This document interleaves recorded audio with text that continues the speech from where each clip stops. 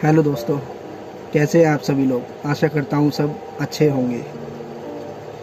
मैं आप सभी लोगों को आज एक ऐसी जीवन की अपनी साइकिल बताने जा रहा हूँ जिसे हर मनुष्य अपनी लाइफ में अपना सकता है, जिस तरह बाज ने अपनाया। तो चलिए शुरू करते हैं। बाज का पुनर्जन्म, the true life of an eagle.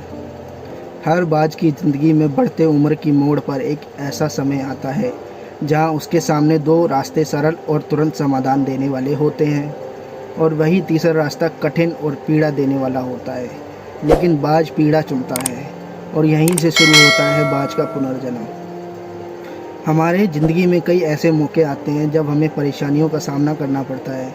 कई लोग तो जीवन में संघर्ष कर आगे निकल जाते हैं, और कई अपने हालातों से हार मानकर खुद को ज़िंदगी के हवाले कर देते हैं। ऐसे में हमारी ज़िंदगी और हमारा खुद का कोई वजूद नहीं रहता। दुनिया उसी को सलाम करती है जो अपनी कलाम खुद लिखते हैं। सिर्फ इंसान ही नहीं, कुदरत में हर प्राणी के साथ ऐसा होता है। तो आइए जानते हैं बाज के जीवन से जुड़ी आश्चर्यजनक किंतु एक ऐसा सत्य जो हम सबको प्रेरणा देगा। बाज लगभग 70 वर्ष जीता है, परंतु अपने जीवन के 40 वर्ष में आते आते उस एक महत्वपूर्ण निर्णय लेना पड़ता है। इस अवस्था में उसके शरीर के तीनों प्रमुख अंग बेअसर होने लगते हैं। पहला, पंजे लंबे और लचीले हो जाते हैं और शिकार को पकड़ने में कमज़ोर हो जाते हैं। दूसरा, चोंच आगे की तरफ मुड़ जाती है और भोजन निगलने में मुश्किलें पैदा होने लगती हैं। तीसरा, पंख भारी हो जाते हैं और सीने से चिपकने के कारण खुल नहीं पाते हैं और उड़ना सीमित कर देते हैं। भोजन ढूंढना, भोजन पकड़ना और भोजन खाना, तीनों प्रक्रियाएं अपनी धार खोने लगती हैं।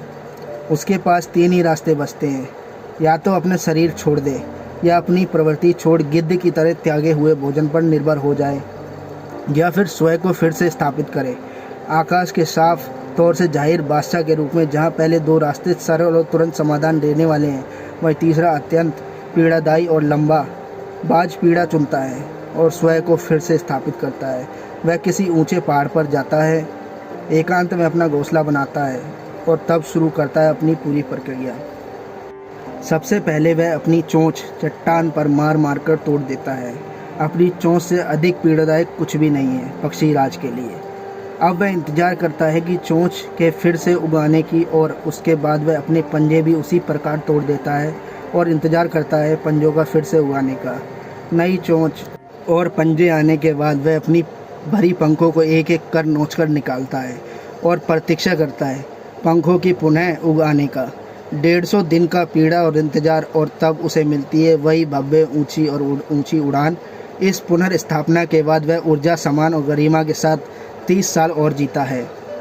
आपने कई बार यह सुना होगा, भगवान भी उसी की मदद करते हैं जो अपनी मदद खुद करता है। आज आपको इसकी मिसाल मिल गई होगी। जैसे बाज संघर्ष करता है 150 दिन तक, और भगवान उसका संघर्ष बेकार नहीं जाने देते। उसको नई जिंदगी देकर कुदरत हमें सिखाने बैठी है।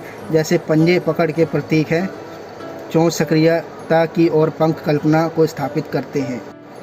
इच्छा हालातों पर काबू रखने की, सक्रियता स्वयं की अस्तित्व की गरिमा बनाए रखने की, कल्पना जीवन में कुछ नएपन बनाए रखने की। हम भी 40 तक आते आते वह इच्छा, सक्रियता और कल्पना तीनों के तीनों निर्भर पड़ने लगते हैं।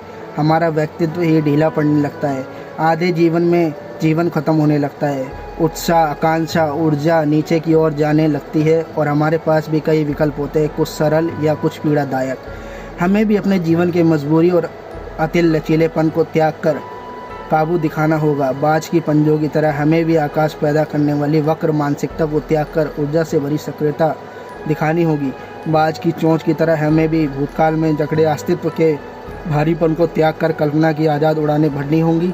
बाज की पंखों की तरह 150 दिन ना सही, 1 माह ही बिताया जाए स्वयं को दोबारा स्थापित करने में। जो शरीर और मन से चिपका हुआ है उसे तोड़ने और नीचने पड़ने पीड़ा तो होगी। बाज तब उड़ानें भरने को तैयार होंगे। इस बार उड़ानें और ऊंची होंगी, अनुभवी होंगी और अनंत की ओर जाएंगी। जीत तक जंग जारी रहेगी। अगर आपको मेरी ये वीडियो अच्छी लगी हो तो मेरे चैनल को सब्सक्राइब करें, और वीडियो और अच्छी लगी हो तो चैनल को लाइक करें और अपने प्यारे प्यारे कमेंट्स मुझ तक पहुँचाएँ।